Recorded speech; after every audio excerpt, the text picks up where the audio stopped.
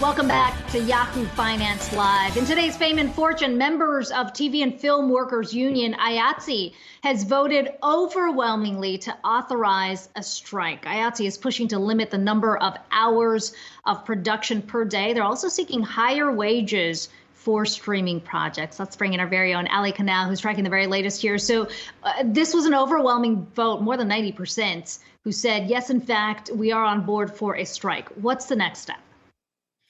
Yep, it came out to an overwhelming majority, 98% in favor. Voting concluded yesterday, and this gives Union President Matthew Loeb full authority to call for a strike should negotiations with the Alliance of Motion Picture and Television Producers fall through. Now, I spoke briefly with IATSE yesterday. They are back at the negotiation table today, so it's still possible to avoid a strike, but it's important to note that this is actually the first time in more than 2 months that the two sides have engaged in talks. Now, if the strike were to occur, this would be the union's first ever nationwide strike and the largest one since Hollywood's writer's strike 14 years ago.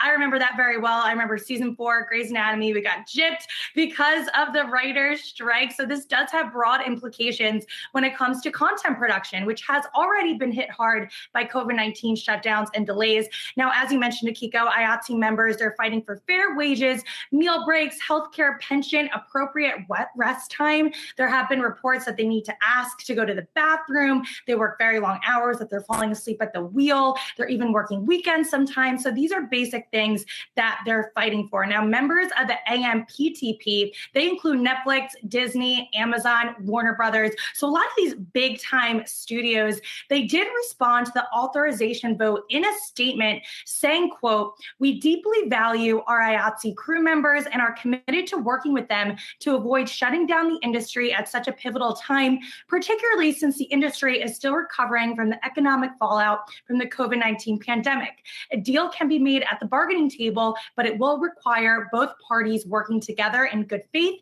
and a willingness to compromise and to explore new solutions to resolve the open issues." So overall, though, I feel like this is a moment of reckoning for these studios, not just with this potential strike, but remember, we had that lawsuit between Scarlett Johansson and Disney. Yes, they ultimately settled, but this is all leading to greater questions when it comes to fair pay to actors, actresses, workers. So we'll see what happens. I think when it comes to a strike, there is a good chance that this could occur. But as I said, they're at the bargaining table right now, and then there's a possibility that they could reach some sort of agreement. There's going to have to be a lot of changes.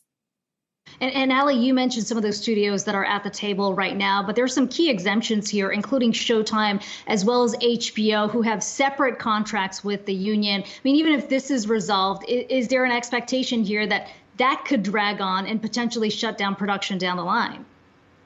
Oh, I definitely think so. I think there's a lot that they need to address. I don't think this is going to be, okay, we talked, we're done, and let's move on. There are clearly greater systemic issues that are happening in Hollywood right now. But as we're seeing with this rise in the worker revolution, not just in Hollywood, but really across a lot of different industries, these studios, these higher ups, they need to recognize what is happening right now and address that. So I do think there's certainly going to be the potential of more strikes, the potential of more talks down the line, and as you mentioned, possibly the potential of more production delays as they work to really find that balance.